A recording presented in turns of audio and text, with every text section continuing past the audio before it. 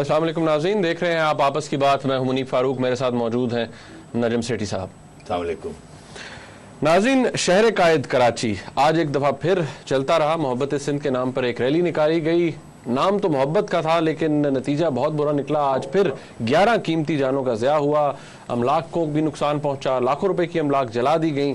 अब देखना यह है कि इस रैली का मकसद क्या था और जिस नोशन के खिलाफ थी, यानी कि महाजर सूबा तहरीक के खिलाफ ये रैली निकाली गई, उसके पीछे कौन है? इस पूरे तहरीक के पीछे किसका हाथ है? क्या अभी भी जिस तरह से लिखा जा रहा है कि कोई वाजे किसी की शक्ल नजर नहीं आ रही, कोई वाजे डिजाइन नहीं पता लग रहा कि इसके पीछे कौन है? आज नाज़रीन प्रोग्राम के पहले हिस्से में खास तौर पर हम इसी पे बात करेंगे और देखना यह भी है कि हमारे लिए बड़ी तशवीश का बायस है जब हम बात करते हैं कि मिसिंग पर्सन्स हैं, लोग डिसअपेयर हो जाते हैं और बलूचिस्तान के अंदर मेजॉरिटी है इस तरह के केसेस की। लेकिन बड़ी अनफॉर्चुनेट बात यह है कि सिंध में ये ट्रेंड अब देखने में आ रहा है। इसकी क्या हिस्टोरिकल पर्सपेक्टिव इसका क्या है? क्या ये सवाल पूछना जायज़ होगा कि अगर वाकई खुफिया एजेंसी सिंधियों को भी उठाती हैं, सिंधी नेशनलिस्ट को उठाती हैं, तो क्या लॉजिक है इसके पीछे? क्या कोई मेथड है इसके पीछे? क्या सिंधियों से भी वही खतरा है हमारे मुल्क की खुफिया एजेंसियों को जो शायद बलूचिस्तान के अंदर जो नेशनलिस्ट हैं उनसे है? नाज़रीन, ये बातें तो बड़ी चुभती हैं, कहने में अच्छी भी नहीं लगती, लेकिन ज़रूरत है कि अब ये सवालात उठाए जाएं। सेठी साहब, definitely it's a highly condemnable act. आज 11 कीमती जाने और वो सारे बड़े मासूम लोग थे, उनमें बच्चे भी शामिल थे, ख़वातीन भी शामिल थी। PIA की खातून थी, उनको भी she was going back home जब उनको कत्ल कर दिया गया। ये जो महाजर सूबा तहरीक, कोई वाज़े नाम नहीं, कौन कर रहा है, क्या कर रहा है, आपको क्या नजर आता है? कौन है इसके पीछे? बेनिफैक्टर कौन है इसके पीछे? यार, बात ये है कि इतने वसी पैमाने पे वॉल चॉकिंग हो एक शहर में और इलाकों में, हैदराबाद में, कराची में, और MQM ये कहे कि हमें पता ही नहीं है ये कौन कर रहा है, या सिंध गवर्नमेंट ये कहे हमें नहीं पता कौन कर रहा है, दोनों। तो ये तो बात मानने वाली नहीं है ना। और अगर वो एक तहरीक को सपोर्ट करती है या उसके सपोर्टर्स हैं एक पार्टी के, तो फिर पार्टी के ऊपर बहुत बड़ी जिम्मेदारी आयद होती है। अब मेरे जहन में तो रत्ती भर का शक नहीं है कि ये एक सोची समझी मूव थी, जिसे कहते हैं arms length move. Arms length move, आपको पता होगा हमारे सियासी जो इदारे हैं वो भी आर्म्स लेंथ ट्रांजैक्शंस करते हैं, जिहादी ग्रुप्स बना देते हैं, नॉन स्टेट एक्टर्स बना देते हैं। अब सियासी जमातों ने भी ये रवैया इख्तियार कर लिया कि आर्म्स लेंथ ग्रुप बनाने शुरू कर दिए ताकि प्लॉजिबल डिनायबिलिटी हो, मतलब ये कह सकें हमने तो नहीं किया। यानी आप अस्करी विंग, मिलिटेंट विंग जिन्हें आप कहते हैं, मिलिटेंट विंग्स, हर पार्टी की मिलिटेंट विंग्स जो हैं, जो मेन पार्टी है वो तो कहती है ना कि हमें क्या पता ये कौन लोग हैं, हमारा तो लोग ही नहीं है, हम तो कंडेम करते हैं, हमारा नाम इस्तेमाल हो रहा है, हमारा नाम भी नहीं इस्तेमाल हो रहा, हमें तो पता ही नहीं ये कौन लोग हैं। वो और बात है कि जो ये कर रहे हैं वो हमारा सपोर्ट में है या नहीं है। मगर तो ये तो वाजे हो गया कि अमन कमेटी जो लियारी में थी उसको पीपल्स पार्टी की हमायत थी। ये जो मिलिटेंट ग्रुप्स हैं उनको MQM के सपोर्ट है। ये जो पख्तून मिलिटेंट ग्रुप्स हैं उनको पंजाबी पख्तून इत्तेहाद वालों का या ANP का सपोर्ट है, और सिंधी जो हार्डलाइनर्स हैं वो सिंधी नेशनलिस्ट्स उसमें। तो ये इसमें कोई छुपी हुई बात तो नहीं है। अब ये जो तंजीम शुरू हुई कराची सूबे की या तहरीक मुहाजिर सूबा या जो भी आप कह सकते हैं, ये बिल्कुल सोची समझी गेम प्लान थी कि इसको जरा थोड़ा सा टेम्परेचर को रेज किया जाए। अच्छा। और मेरे जहन में ये बहुत सिंपल इसकी एक्सप्लेनेशन है कि सिंध हाई कोर्ट ने कह दिया है कि जी 3 महीने पे लोकल बॉडी इलेक्शन करवाएं।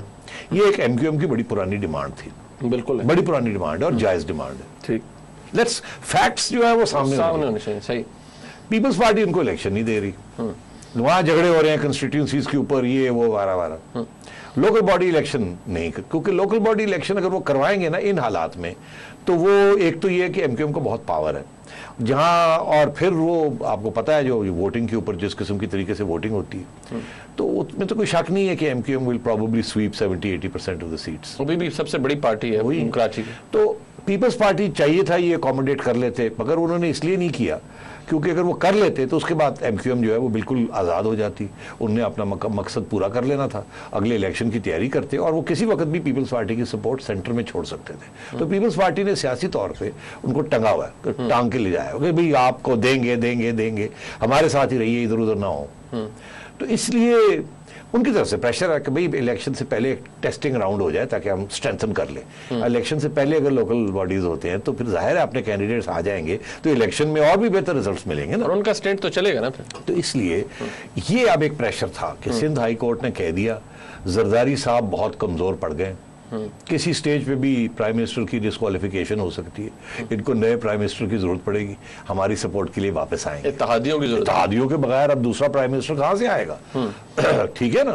तो अपनी पोजीशन को और मजबूत करने के लिए इन्होंने ये आर्म्स लेंथ ट्रांजैक्शन अपने बच्चों का कहा शुरू हो जाओ, शुरू कर दो, टेस्टिंग द वाटर्स, सिर्फ वही वॉल चॉकिंग करनी है और कुछ नहीं करना। इधर देखो क्या रिस्पॉन्स आता है। अब सिंध गवर्नमेंट को पता है ये क्या हो रहा है। सिंध गवर्नमेंट ने सोचा अब क्या करें, डायरेक्ट इल्जाम अपने अलायंस पार्टनर के ऊपर कर नहीं सकते कि आप ये करवा रहे हैं, मत करवाएं, इससे तीली लग जाएगी। Zulfiqar Mirza no more there, Zulfiqar Mirza नहीं है और जरदारी साहब की ये कोशिश है कि हर चीज को वो सॉल्व कर लेते हैं ना। वो कहते हैं नहीं नहीं अभी रहने दो, ठीक है ठीक है ठीक है, बिकॉज वो सर्वाइवल है ना, वहां तो हर बात सर्वाइवल है, मौका परस्ती। तो इसलिए इनको ज्यादा स्पेस मिल गई है, लेवरेजिंग मिल गई है, इन्होंने ये चलाया। बिल्कुल इसमें मेरे ज़हन में कोई शक नहीं है। अच्छा, लॉजिकली कोई और चीज है ही नहीं ना, अब छोड़े ना इस बात को। मगर दूसरी तरफ ये बात शायद यहां तक रहती, ये वॉल चॉकिंग ही होगी थी ना, कोई ओपन तहरीक, मतलब एक जलसा भी निकला, वो भी उसमें भी जो लोग थे वो clearly they are MQM supporters, MQM voters, मगर पीसफुल था ना।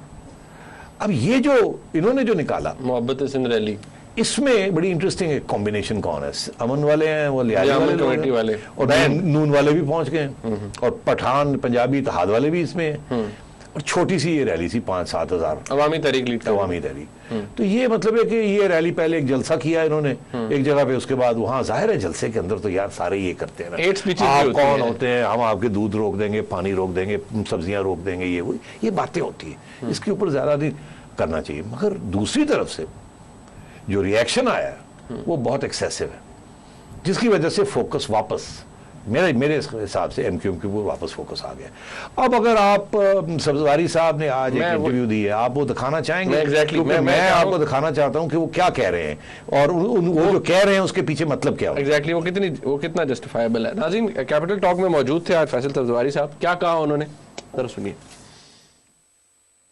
मैं ये समझता हूं कि मेरे घर में भी शायद लोग फैसल सब्जवारी, जो कि क्योंकि एमक्यूएम और अल्ताफ हुसैन की पॉलिसी की तर्जुमानी करने की कोशिश कर रहे होते हैं, हमारी बात से वो मुत्तफिक नहीं होते। जब वो ये कहें कि तुम्हें कोई जूते मार रहा है भूखा नंगा कहकर, तुम्हें तुम्हारे दादा मरहूम जो हिजरत करके आए थे उनको कह रहे हैं कि कब्रों में तड़पेंगे, लियाकत अली खान की हिजरत पे क्वेश्चन मार्क लगा रहे हैं, और तुम कटी पहाड़ी और औरंगी टाउन और माजी की बात छोड़ दीजिए, जो 15,000 साथियों की हमारी लाशें हुई, अभी भी बनारस में और लियारी में महज जबान और नस्ल की बुनियाद के ऊपर गर्दनें काटें, और तुम कहो कि नहीं जनाब ऐसा नहीं होना चाहिए।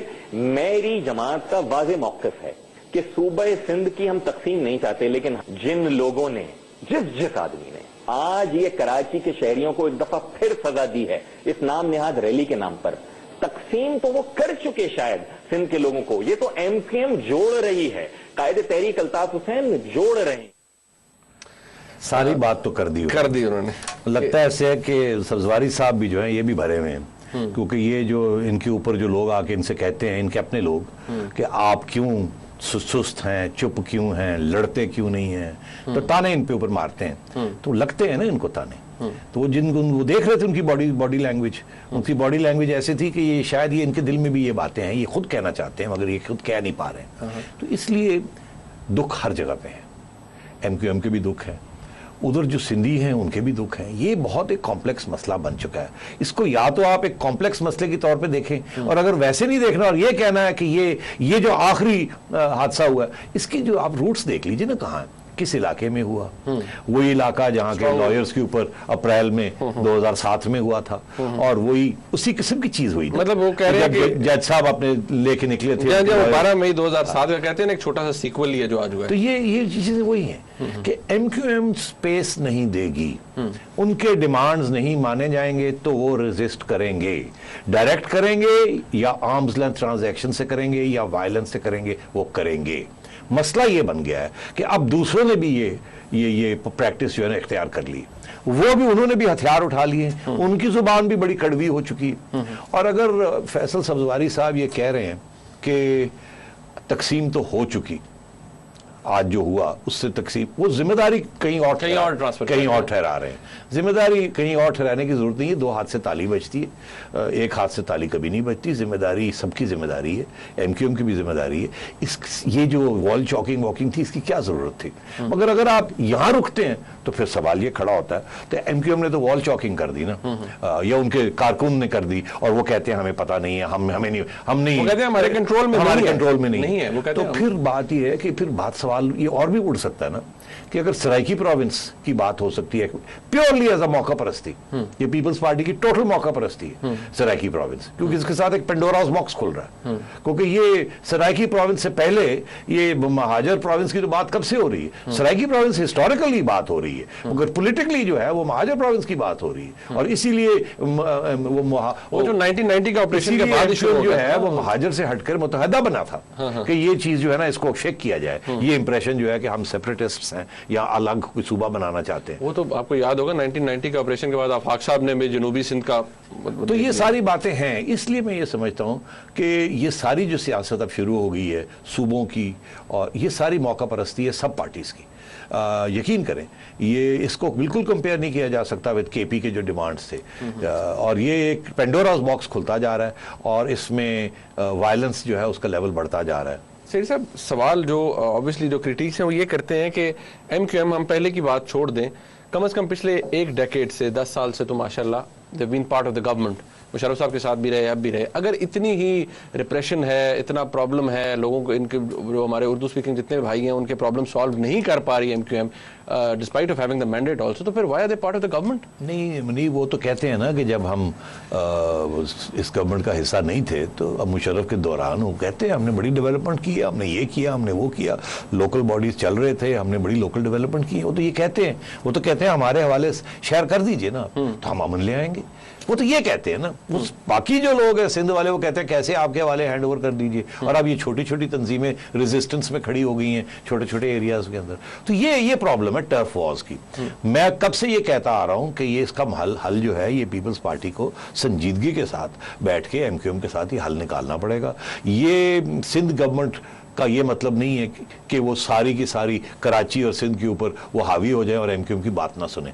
बात सुननी पड़ेगी। It is the local party, और सिर्फ ये लोकल पार्टी अब नहीं रही, अब बिकॉज ऑफ कराची की डेमोग्राफी ये बहुत बड़ी पार्टी बन चुकी है। इन टर्म्स ऑफ 18-20 सीटें सेंटर में ले जाते हैं, ये कोई छोटी पार्टी नहीं है, अभी 51 सीटें उनकी। तो इसलिए ये इनको ट्रीट करना चाहिए विद रिस्पेक्ट, इनको ट्रीट करना चाहिए विद डिग्निटी। एक तरफ इनके साथ गेम्स इस किस्म की नहीं खेलनी चाहिए, दूसरी तरफ इन्हें भी जिम्मेदारी के साथ अकोमोडेट करना चाहिए। आफ्टर ऑल सिंध की जो मेजॉरिटी है वो पीपल्स पार्टी के पास है। आफ्टर ऑल वहां भी अब एक पश्तून एलिमेंट आ गया है, उनकी भी अकोमोडेशन चाहिए।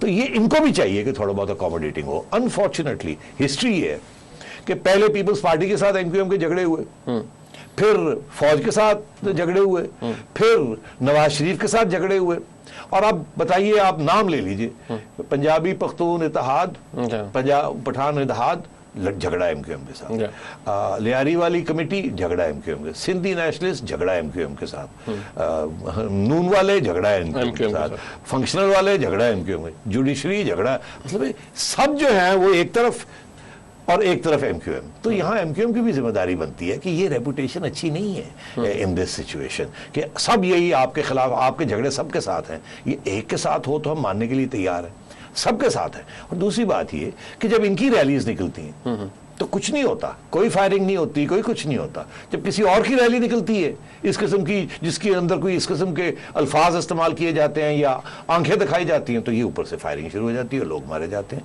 तो ये थोड़ी सी मैं समझता हूँ एमक्यूएम को सोच समझ के ये जो सियासत कर रहे हैं, ये सियासत ठीक है, ये फेयर की सियासत और वायलेंस की सियासत जो है ये आपके वोट बैंक को कुछ हद तक तो रखेगी, मगर ये एक फिर वक्त आएगा, मुझे लगता है ऐसे है कि ये किसी न किसी स्टेज पे रियासत जो है वो फिर ये ना हो कि वो सोचे कि फिर कोई हाई हैंडेड टैक्टिक्स की इस्तेमाल करने की जरूरत पड़ गई। पीपल्स पार्टी नहीं करेगी तो कोई और भी कर सकता है, इसलिए ये सोच समझ के बात करनी चाहिए। यानी कि आप ये कह रहे हैं कि एमक्यूएम जब तक वो कहते हैं कि हमारे पास कंट्रोल होगा उस वक्त तक तो कोई डेप्रिवेशन नहीं होगी उर्दू स्पीकिंग लोगों को, और जब नहीं होगा कंट्रोल उनके पास शहर का तो तब डेप्रिवेशन भी सामने आ जाएगी, कोटा सिस्टम की भी बात हो जाएगी कि ये भी खत्म हो वो भी खत्म हो। नहीं, बट बात यह है कि लोकल बॉडी इलेक्शन करवाएं, उनकी हक है ऑन लोकल पावर, तो उनको मिलना चाहिए। और वहाँ फाइनेंसेस कैसे होंगे, ये क्या होगा, ये सारे मुल्क के अंदर ये फैसले होने चाहिए। ये बड़ी ज्यादती है कि पंजाब में भी लोकल बॉडी नहीं हो रही, पर शहबाज शरीफ साहब भी नहीं पावर डिवॉल्व करना चाहते, पीपल्स पार्टी सिंध में डिवॉल्व नहीं करना चाहती, बलूचिस्तान में डिवॉल्व नहीं करना चाहते, फ्रंटियर में ये डिवॉल्व नहीं करना चाहिए। किस किस्म की जमहूरियत? तो उस हद तक तो मैं एमक्यूएम के साथ हूँ, मगर ये जो है एमक्यूएम की पॉलिटिक्स ऑफ वायलेंस, मैं बिल्कुल इसके साफ नहीं हूं, मैं इसके खिलाफ हूं, और मैं समझता हूं कि एमक्यूएम को भी एहसास होना चाहिए। इनफैक्ट कोई भी पार्टी जिसका मिलिटेंट विंग हो वो तो नेचुरली नहीं एक्सेप्टेबल, कोई एक्सेप्ट नहीं करेगा। नाज़रीन, एक ब्रेक लेते हैं और ब्रेक के बाद जब वापस आएंगे तो जिस बात का जिक्र मैंने शुरू में किया था कि सिंधी नेशनलिस्ट को के साथ क्या वाकई हमारे मुल्क की खुफिया एजेंसीज को प्रॉब्लम है नहीं है, मैं बात कर रहा हूँ मुजफ्फर भुट्टो साहब की, जिनकी लाश मिली आज ही के दिन हैदराबाद बाईपास पे। इसके बारे में बात करेंगे हम ब्रेक के बाद, हमारे साथ रहिएगा।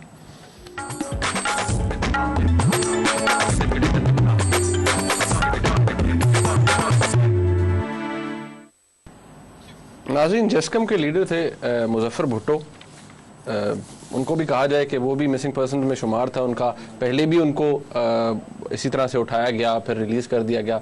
आज उनकी लाश मिली है। शेडी साहब, मैंने जैसे पहले शुरू में कहा था, क्या प्रॉब्लम हो सकता है एक सिंधी नेशनलिस्ट से अगर वाकई उनको एजेंसीज ने उठाया है, लेट्स अज्यूम कि अगर उठाया है तो फिर बलूचिस्तान के अंदर पता है कि जेन्युइन इंसर्जेंसी और वहां पर तो एक इशू चल रहा है, यहाँ क्या प्रॉब्लम है? देखिए, पहले तो ये क्लियर होना चाहिए ना कि शक किस पे पड़ता है।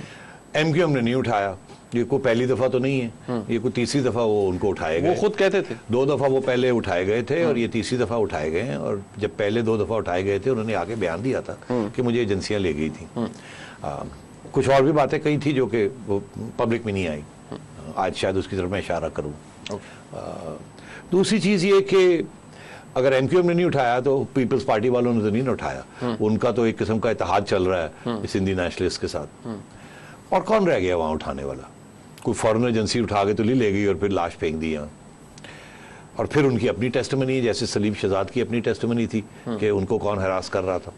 तो अर्ज ये है कि सवाल ये बनता है कि बलूचिस्तान में तो बात समझ में आती है कि रियासत के मिलिट्री एजेंसियां जो हैं वो किसी किस्म की इंसर्जेंसी या सेसेशनिस्ट के खिलाफ सख्त कार्रवाई करेंगी, और किसी हुकूमत की या किसी कानून की बालादस्ती नहीं होती। वहाँ उठा के ले जाते हैं, उल्टा टांग देते हैं, लितर मारते हैं, ट्रूथ इंजेक्शंस देते हैं और कन्फेशंस लेते हैं, और फिर देखा कि अगर ये बंदा जो है ये सीधा नहीं होगा तो डंप कर देते हैं। This is the tactic.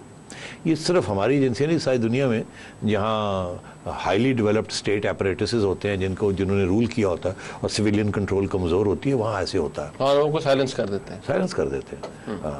आपने रिप्रेशन जब देखी नहीं कि मुबारक के अंदर रिप्रेशन कैसी थी, और अल्जीरिया में रिप्रेशन कैसी हुई, और सीरिया में रिप्रेशन कैसी हुई, गजाफी कैसी रिप्रेशन करता था। तो ये चीज़ें सीक्रेट मिलिट्री एजेंसियाँ करती हैं, इंटेलिजेंस एजेंसियाँ करती हैं उन लोगों के साथ जिनको ये डायरेक्ट थ्रेट समझती हैं। मगर थ्रेट, इंसर्जेंसी की थ्रेट, सेपरेटिज्म की थ्रेट, दो। अब ये दोनों थ्रेट अप्लाई करती हैं बलूचिस्तान को भी और फाटा में भी, कि वहाँ इंसर्जेंसी है, देयर इज अ वॉर, वो आपको मार रहे हैं, आप उनको मार रहे हैं, ठीक। तो वहाँ वो आपको उठा के ले जाते हैं, गले काट देते हैं आपके, आप उनके बंदों को पकड़ के ले आते हैं, उल्टे टांग देते हैं, और अगर कोई मौका मिल जाए तो उसको ठा कर देते हैं। ये हुआ है यहाँ। तो ये एक तो ये, मगर सिंध क्यों? वहां तो कोई इंसर्जेंसी नहीं है, वहां कोई सेपरेटिस्ट तहरीक नहीं है, सेटल्ड एरियाज है। तो वहां तो जमहूरी तरीके हैं, जो तहरीकें हैं जो कि सड़क पे आग पे अपने एहतजाज करती हैं, फिर घर चली जाती हैं। तो वहां क्यों इस किस्म का सख्त रवैया एजेंसियों का है? मैं आपको थोड़ी सी बैकग्राउंड दे दूं, फिर आपको थोड़ी समझ आएगी कि सिंध के अंदर जो नेशनलिस्ट तहरीक थी ना, शुरू से लेके 1950s ऑनवर्ड उसमें एक स्ट्रॉन्ग कम्युनिस्ट एलिमेंट भी था। अच्छा। और 50s और 60s के अंदर अमेरिका के साथ जो हमारे अलायंस थे उसमें कम्युनिस्ट के ऊपर नफरत थी और सबसे ज़्यादा रिप्रेशन कम्युनिस्ट के ऊपर होती थी। ये लोग भूल चुके हैं कि पाकिस्तान की अफवाज और अमेरिका की अफवाज, आज नेटो है, उस वक्त सेंटो, सीटो, बगदाद पैक्ट, इसी किस्म की चीज़ें थी जिसके हम हिस्सा थे। कम्युनिस्ट के ऊपर हर वक्त सख्त कार्रवाई होती थी, पकड़ के ले जाते थे, उनको टांग देते थे उल्टा, क्योंकि वर्कर्स को वो रिप्रेजेंट करते थे। और दूसरी चीज़ ये थी कि कम्युनिस्ट जो भी पाकिस्तान में थे वो कहा यह जाता था कि ये सोवियत ब्लॉक, क्योंकि दुनिया दो ब्लॉक्स में डिवाइडेड थी, कैपिटलिस्ट ब्लॉक अमेरिका का ब्लॉक और रूस का ब्लॉक। तो कम्युनिस्ट को कहा जाता था कि ये रूस के ब्लॉक में, बाद में ये कहना शुरू कर दिया कि ये रूस से हटके चाइना के ब्लॉक में आ गए। मगर क्योंकि चाइना के साथ दोस्ती थी तो इसलिए चाइना का जो थोड़ा ख्याल रखा जाता था। रूस दुश्मन था क्योंकि आपका अमेरिका का दुश्मन था तो आपका दुश्मन था।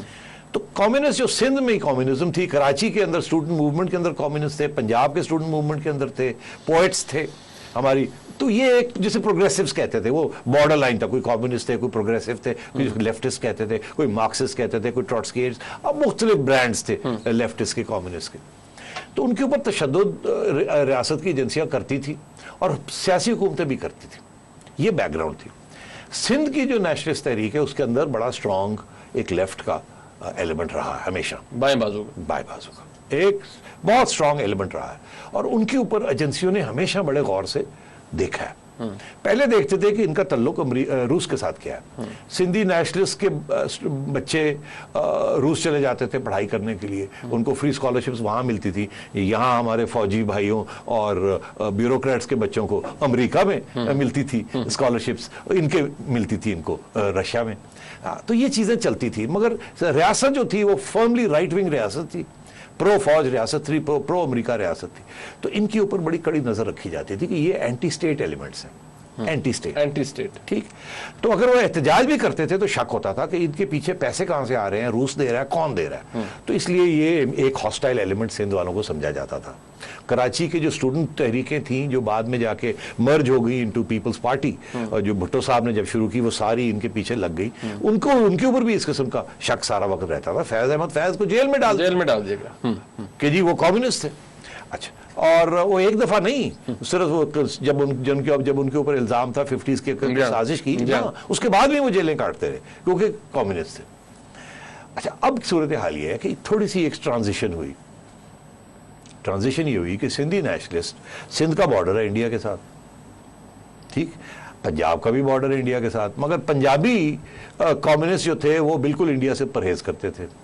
सिंधी कम्युनिस्ट जो थे हमेशा उनके ऊपर ये इल्जाम लगता था कि आपके इंडिया के साथ तल्लुकात है, आपके इंडिया के ऊपर तल्लुकात, इंडियन, आप इंडियन एजेंट्स हैं।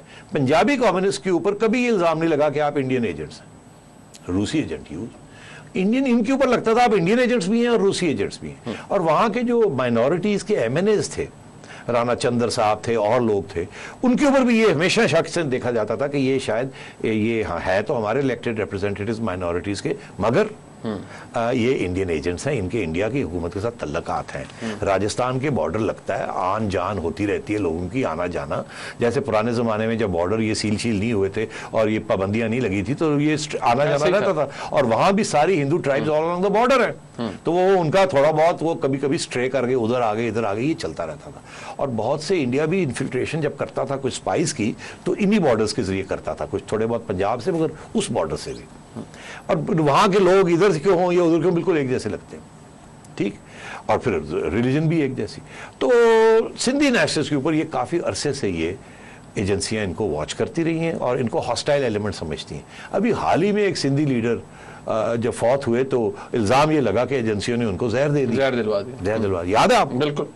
तो ये है बैकग्राउंड। तो ये जो साहब थे मुजफ्फर भुट्टो, इनको भी इसी खाते में एक दफा नहीं, दो दफा नहीं, तीसरी दफा उठाया था।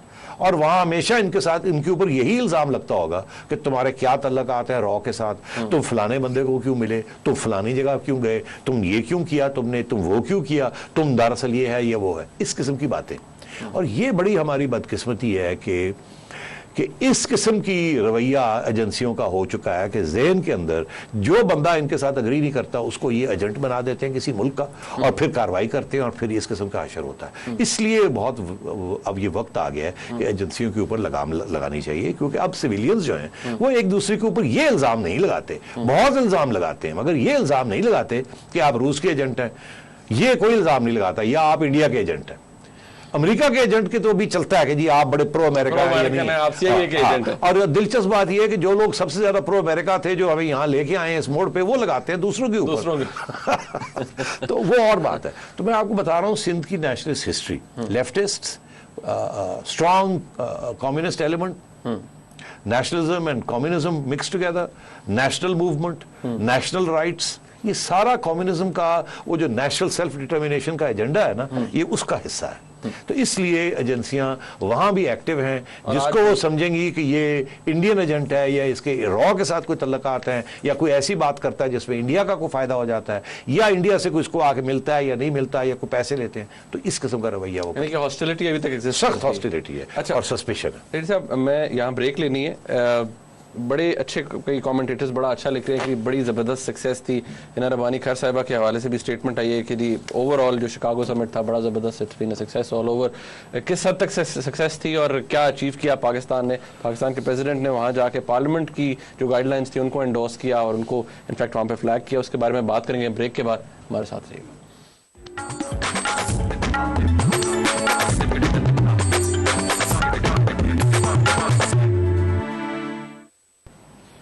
नाज़रीन, टर्किश प्राइम मिनिस्टर मौजूद थे पाकिस्तान के अंदर। कल तक तो वो हमारी अपोजिशन को मशवरे दे रहे थे। आज भी जब प्राइम मिनिस्टर गिलानी के साथ वो मौजूद थे तो उन्होंने कहा कि लास्ट टाइम जब मैं आया था तो हमारी अपोजिशन बहुत बुरी थी और मैं ख्वाहिश कर रहा था कि पाकिस्तान जैसी अपोजिशन होनी चाहिए। फिर गिलानी साहब ने कहा कि आपने नज़र लगा दिया हमारी अपोजिशन को।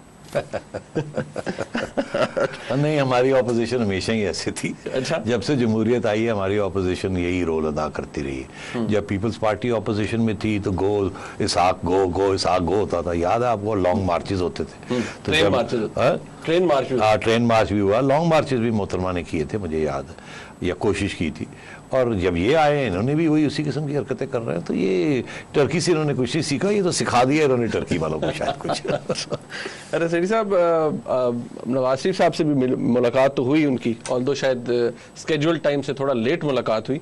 आपको क्या लगता है, कोई नवाज शरीफ साहब को मरम पट्टी की, उन्होंने रिलैक्स किया, कामयाब? नहीं, मेरा नहीं ख्याल कोई ऐसी चीज़ हुई है। उन्होंने अपनी बात जरूर कही होगी जो उन्होंने वहाँ भी कही थी कि देखिए ज़रा अननेसेसरी क्रिटिसिज्म नहीं होनी चाहिए, और ज़रूर कहा होगा कि ये नेटो का इशू जो है इस पे गवर्नमेंट को सपोर्ट करें, उनको मजबूत करें। ये सारे पाकिस्तान का मसला है, टर्की का मसला है सारे, और हम लोग सब वी टुगेदर इन दिस। आप तो नहीं चाहते ना कि दहशतगर्दी हो, तो ये सब के लिए आपकी बेहतरी भी इसमें, हमारी भी, ये सारी बातें कही होगी। और मैं समझता हूँ मियाँ साहब ने करके सुन ली होगी सारी बात, और बहुत कम बात मियाँ साहब ने कही होगी, मगर सिर्फ अपना मौक़िफ़ ज़रूर पेश किया होगा कि ये देखे ना, ये गवर्नमेंट ऐसी है, ऐसी है, ऐसी है, ये हमें जीने नहीं देती, ये करती है, ये करती है, ये बदनाम होगी, अब हम इनको सपोर्ट करेंगे हम भी बदनाम हो जाएंगे, आप भी सियासतदान हैं, आप समझते हैं। तो इस किस्म की बातें हुई। मैं नहीं समझता कि टर्किश प्राइम मिनिस्टर ने मियाँ साहब को कोई कन्विंस किया होगा किसी चीज़ के बारे में भी। अच्छा। मगर अगर ये समझौता होने जाता है अमेरिका के साथ किसी न किसी स्टेज पे, और वो समझौता जो है उसमें पाकिस्तान की अफवाज उस पर इत्तफाक करती है और पीपल्स पार्टी गवर्नमेंट भी करना चाहती है, तो फिर मियाँ साहब को भी नेशनल इंटरेस्ट में इसको सपोर्ट करना चाहिए। अच्छा, ये हिना रबानी खैर साहिबा की स्टेटमेंट आई कि ओवरऑल बड़ा ज़बरदस्त विजिट था और बड़ा कामयाब विजिट रहा है और बड़ा कुछ अचीव हो गया, सो आप क्या कहते हैं? स्वाद मिट्टी या जैसे आप फोटो आ रही हैं, आप कहते हैं खेत स्वाद। कुछ नहीं बेचारे, वो मरम पट्टी वाली बात है कि अब वो चले तो गए हैं वहाँ, और मगर वहाँ तो ओबामा ने तो स्नब किया है, इसमें कोई शक नहीं है। अगर इन्होंने अपना पॉइंट ऑफ व्यू बड़ी दिलेरी के साथ, डिटर्मिनेशन के साथ, अभी भी शहरी रहमान अपॉलॉजी अपॉलॉजी अपॉलॉजी।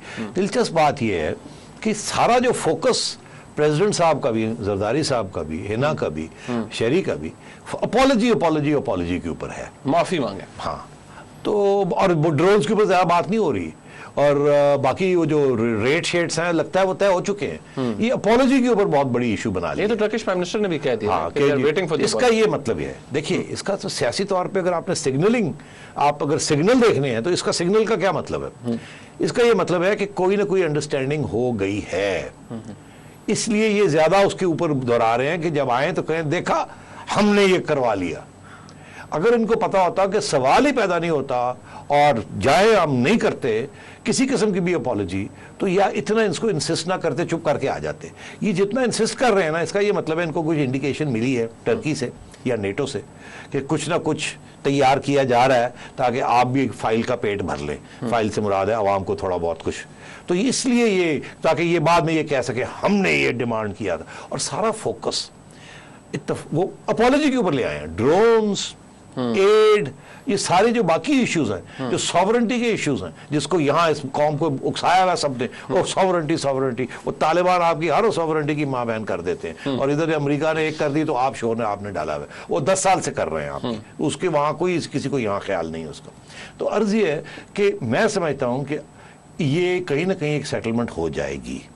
और जैसे मैंने कल भी कहा था आपको कि ये अपॉलॉजी का जो लफ्ज़ है ये किसी न किसी प्लेटफॉर्म पे इस्तेमाल होगा ताकि ये कह सके हमने मनवा लिए। अच्छा, और मैंने कहा था ये नेटो का प्लेटफॉर्म हो सकता है। अच्छा चलें, या आईएसएफ का। सही साहब, काफ़ी कल भी हम कॉल नहीं ले सके, हमारे साथ कॉलर मौजूद हैं। जी अस्सलाम वालेकुम। अस्सलाम जी वालेकुम। जी, मैं कराची से उमर फारूक बात कर रहा हूँ। जो हो कराची से। अच्छा जी जनाब सर, 2 बातें हैं। नंबर 1 तो ये कि अभी कुछ दिनों पहले जस्कम ने कराची में जलसा किया था और पाकिस्तान को बहुत बुरा भला कहा था पाकिस्तान के बारे में, लेकिन किसी ने इस बारे में कुछ नहीं कहा। महाजिर सूबे के बारे में सबने ना कहना शुरू कर दिया कि क्यों लिखा हुआ है।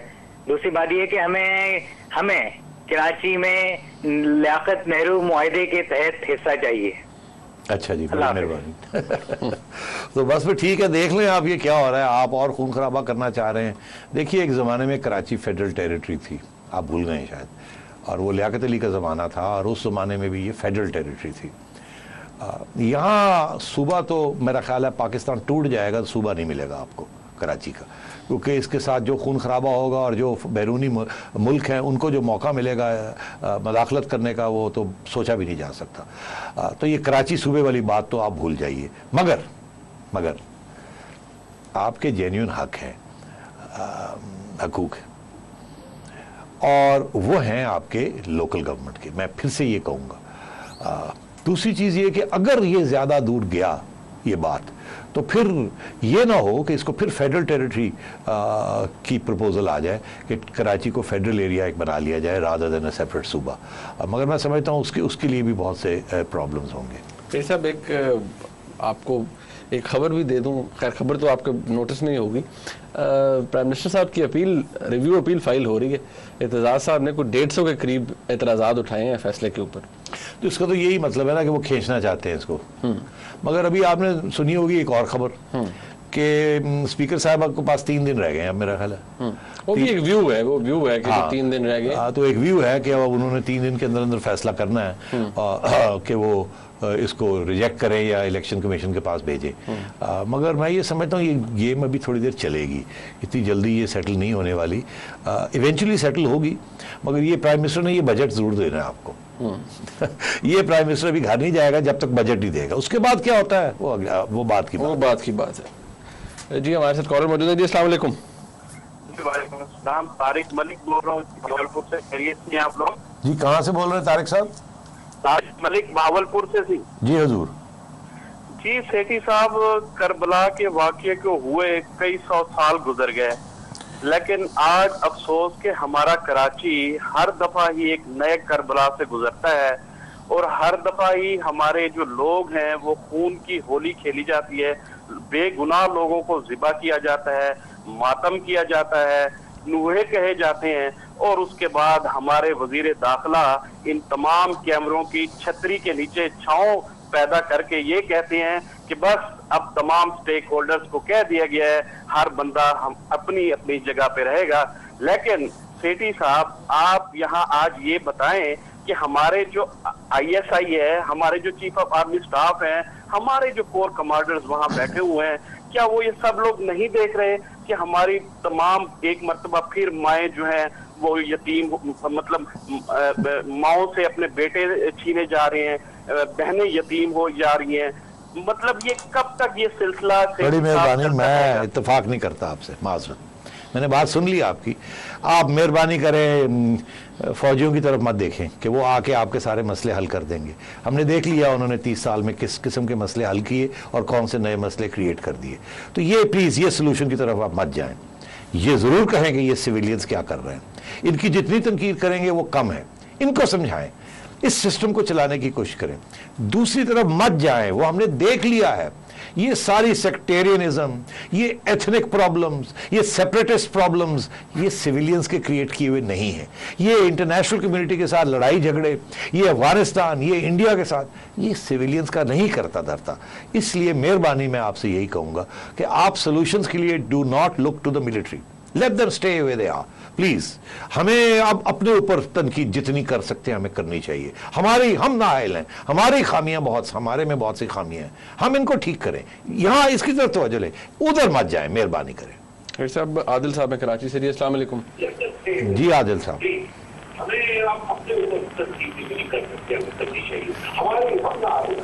मुझे तो समझ नहीं आ रही है क्या कह रहे हैं। आदिल साहब टीवी बंद कर दें। और जी हेलो, अस्सलामुअलैकुम शेख साहब, मैं कहने का मतलब ये है कि नए जो इलेक्शन बल्दियात के होंगे तो वो नई लिस्टों के तहत हो जाए तो ज्यादा बेहतर है। बिल्कुल सही कह रहे हैं, नई लिस्टों के तहत, बिल्कुल सही कह रहे हैं।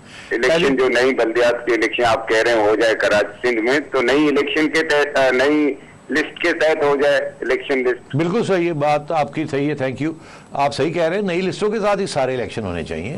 ये तो इमरान खान साहब कब से कह रहे हैं और चीफ जस्टिस साहब भी यही कह रहे हैं और हम सब यही कह रहे हैं कि जितनी जल्दी ये नई लिस्टें हो जाएं उतनी जल्दी ये इलेक्शंस हो जाएं तो बहुत अच्छा। बिल्कुल आई एग्री विद यू। हमें तो अगर इमरान खान साहब कहते हैं कि आधे वोट्स बोगस हैं जो पहले कास्ट हुए हैं, तो कराची में भी यही हाल है। ये कराची अलग नहीं है कि वहाँ कोई बोगस वोटिंग नहीं हुई और डबल वोटिंग नहीं हुई, वहाँ भी मैं समझता हूँ आधी वोटर्स लिस्ट जो है वो भी बोगस है। तो इसलिए वहाँ भी ये बड़ी खबरें हैं हमारे पास कि जनाब एक एक बंदा जो है वो 3-3 वोट जाके वहाँ डालते हैं। तो ये अब ये इसके ऊपर भी हमें अब ख्याल करना पड़ेगा। साहब आपका शुक्रिया। नाज़रीन आपने प्रोग्राम देखा, फीडबैक जरूर दीजिएगा। देखने का बहुत शुक्रिया।